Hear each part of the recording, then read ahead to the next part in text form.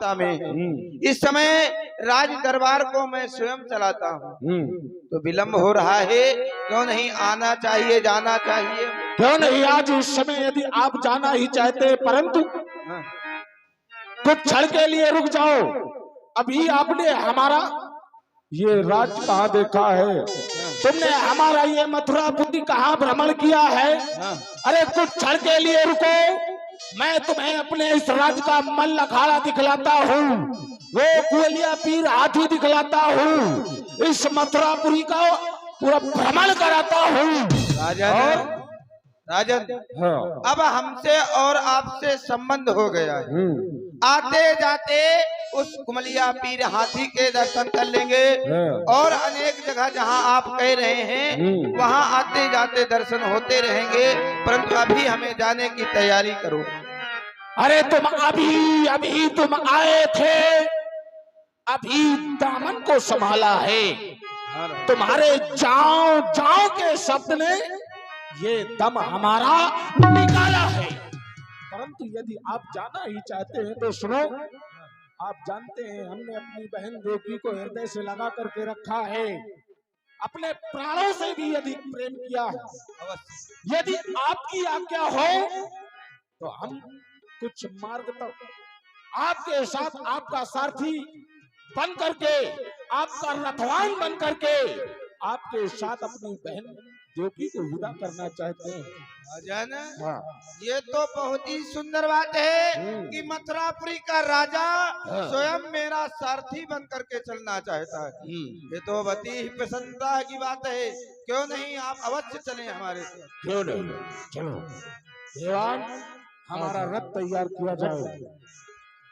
रथ की ओर देवकी को किस प्रकार विदा कर रहा है। तब चढ़ा है रथ देव की और आप भयो रथवान, पहुंचा वन अति हेत सो चलो सहिती अभिमान। बड़े अभिमान के साथ में देवकी को विदा कर रहा है कंस। और इधर विधि का विधान होता क्या है?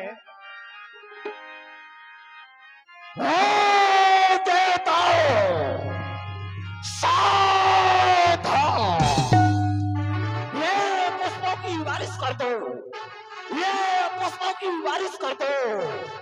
आज ये राजा कंस अपनी बहन देवकी को विदा करने के लिए आज करने के लिए जा रहा है। सावधान सावधान। उसी समय जैसे ही रथ को आगे बढ़ाने का प्रयास किया तो विधि का विधान आकाशवाणी होती है। तेहि चरण विशाले होते वही आकाश सो, होए कंस तेरो काल देवकी को राजा कंस, तू अपनी बहन देवकी के विवाह में इतना खुशहाल है, इसी देवकी का स्तंभदान कंस तेरा काल होगा, काल होगा।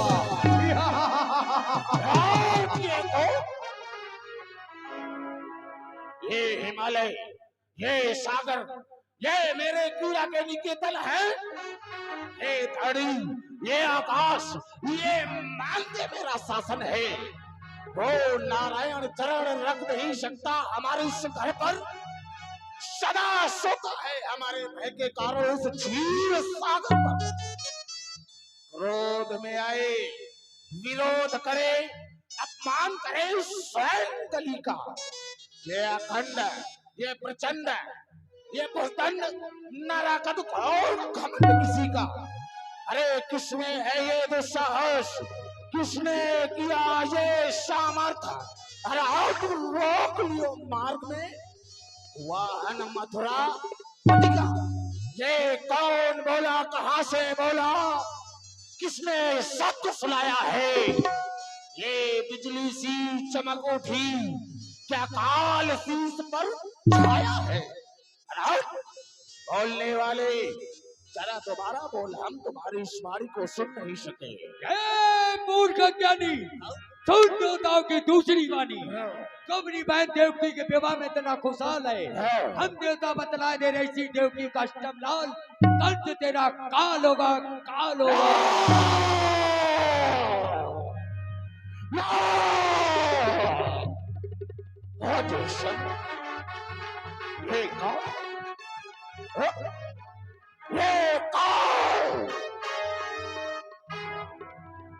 काल जिसका मैं स्वयं काल का अवतंस हूँ, वैरियों का वंश विध्वंसहारी कंस हो। परंतु आज इस समय यदि काल को आना था तो हमारी इस बहन के ही द्वारा काल तो हमारे समक्ष भी आ सकता था, परंतु पीठ पीछे अरे मैं स्वयं कालों का काल विकराल, फिर हमारा भी कोई काल। और इस बहन देवकी के द्वारा कहते हैं जिस व्रज पर विषैले फल लगे होते हैं उसे काट देने में ही बुद्धिमानी है। जब ना रहेगा लोहा तो बनेगी छुरी के ऊपर, जब ना होगी बांस तो बजेगी बांसुरी के ऊपर, जब ना रहेगी बहन देवकी तो जन्मेगा अष्टम लाल के ऊपर, जब ना जन्मेगा अष्टम लाल तो होगा हमारा काल के ऊपर। बहन देवकी जानती हो मैंने तुम्हें अपने हृदय से लगा करके रखा था, जैसे कि एक स्त्री एक हार को अपने हृदय से लगा करके रखती है। मैंने तुझे हार समझा गला अपना सजाने को, विषैली नागिन बन बैठी मुझे ही काट खाने को। ये दिल के फफोले जल उठे, ये सीने के ताक से घर में ही आग लग गई, घर के चिराग से। विषैली नागिन चलो रथ से नीचे उतर। कैसे पकड़ देवी की ग्रैलीनी, नहीं कचुकान बहन की कीनी। केसों को पकड़ के देवकी को पृथ्वी पे पछाड़ दिया कृष्ण ने, खड़क के निकाल से हाथ में लीनी, मारन की मने आशा। भैया भैया मेरा कोई दोष नहीं बहना, इसमें तेरा कोई दोष नहीं, कोई अपराध इसमें तेरा कोई अपराध नहीं बहना। भैया मैं न्याय चाहता हूँ, मैं न्याय हूँ। भैया मेरे माथे की विद्या को देखो भैया, देख लिया मैंने तेरे इस माथे की विद्या को। भैया मेरी हाथों की मेहंदी को देखो भैया, ये तेरे हाथ की मेहंदी, ये पैर के महावर, ये मांग का सिंदूर, ये मेरे लिए काला विष बन चुका, और इस विष को मैं कतई पी नहीं सकता।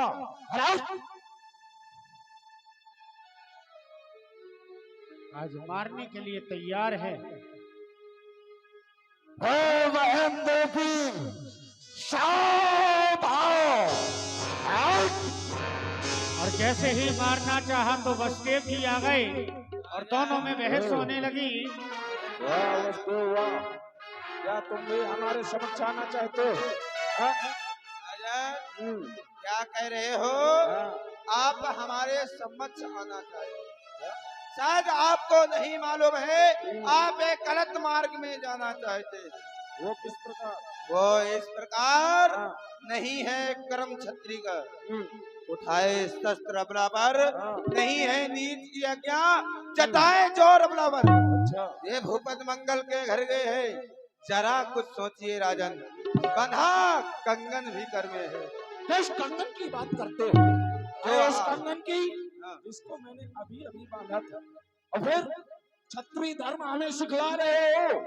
अरे तुम क्या जानते हो छत्री धर्म के बारे में? तो सुनो, अरे जब बांधा था तब बांधा था, कंगन की बात कर रहा हूँ। जब बांधा था तब बांधा था, अब खींचूंगा और मरोड़ूंगा। नहीं जरूरत इन चूड़ियों की, इनको भी आज छोड़ूंगा। राजन, जब बांधा था तब कह रहे हैं बांधा था, परंतु अब देवकी पर आपका कोई अधिकार नहीं है। सर्वप्रथम आपने मुझे कन्यादान में दे चुके हैं, और दान हुई चीज पर कोई अधिकार नहीं होता है। ये पापाचार। एक निवेदन करेंगे भक्तों से कि 10 मिनट की लीला और बची है।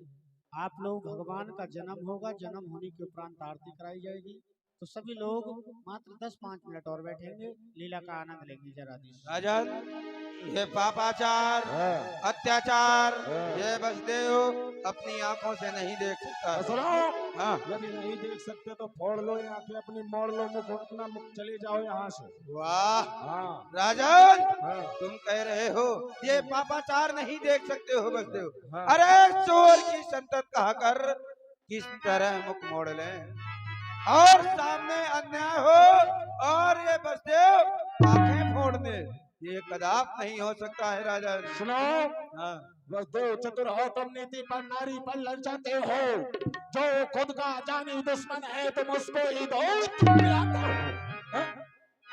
इधर बसदेव जी ने विचार किया। सुनो, इस राज्य में जो हमारी बहन देवकी है ना, हाँ। इसको हमें सौंप दो। और सुनो, हाँ। जिसके साथ तुम्हारा विवाह है, तुम्हें जिसके साथ अपना विवाह रचाना हो, देव कन्या, गंधर्व कन्या, हाँ। नाग कन्या, हम तुम्हारा विवाह रचाएंगे। राजन, हाँ। ये नहीं हो सकता है अब। हाँ। परंतु बसदेव, ये राजा कंस है। जब ये अपने पिता श्री का नहीं हुआ, जब ये अपनी बहन का नहीं हुआ, तो बसदेव तू इसका लगता ही कौन है? क्यों नहीं बसदेव, उसे नीति से काम लेना चाहिए। तब वसुदेव कहो करी जोरी, तब वसुदेव कहो करी जोरी, सुनियो राजन विनय एक मोरी, सुनियो राजन विनय एक मोरी। राजन, आप हम तुमसे बसदेव कर जोर करके विनय करना चाहता है।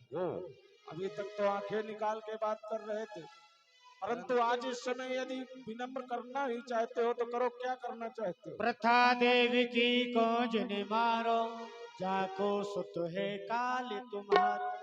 देवकी को आप प्रथा में ही मार रहे हैं। हाँ। देवकी आपका काल नहीं हिलता है। इसके उधर से जो संतान होगी वो आपका काल बताया गया है।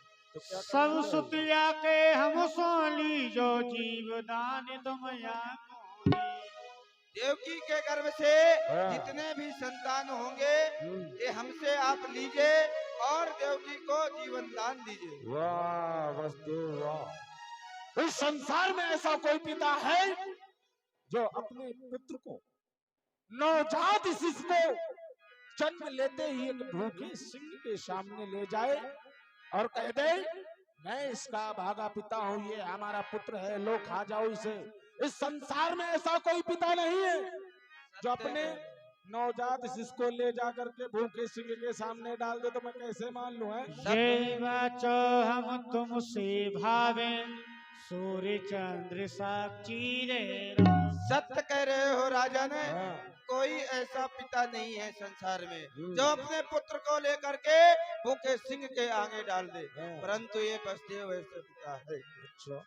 दिन के राजा सूर्यदेव और रात्रि के राजा चंद्रदेव को ये बसदेव साक्षी मान करके आपको वचन देता है, देवकी के गर्भ से जितने भी संतान होंगे वो आपको लाकर देगा देगा। क्यों नहीं आज इस समय मान्यवर बसदेव, तुम सत्यवादी हो, एक धर्मात्मा राजा हो, आज इस समय मैं तुम्हारी इस बात पर यकीन करता हूँ, तो क्यों नहीं आज इस समय जब तक हमारी बहन देवकी के उदर से 8 संतानों का जन्म नहीं हो जाता तो तुम्हें हमारे इसी कारागार पर बंदी बन करके रहना होगा। क्या तुम्हें स्वीकार है? अवश्य, क्यों नहीं राजन। तो क्यों नहीं दीवान? इनके हाथों में हथकड़ी, पैरों में बेड़ी और नाल में तो 7 तालों के अंदर सख्त कारागार में काल कोठरी के अंदर डलवा दिया जाए, ये हमारा आदेश है। इधर जिस बहन को ससुराल के लिए भेज रहा था, आज विधि का विधान मथुरा की जेलों के अंदर डलवा रहा है। फूफा जी बोलो बस। हाथ लंबे करो फिर। हाँ पहले आए थे, अब मेहमान खाने में, अब चलिए जेल खाने में। हाँ कर न सकी हम प्यारी का सौदा, कीमत ही कुछ ऐसी थी।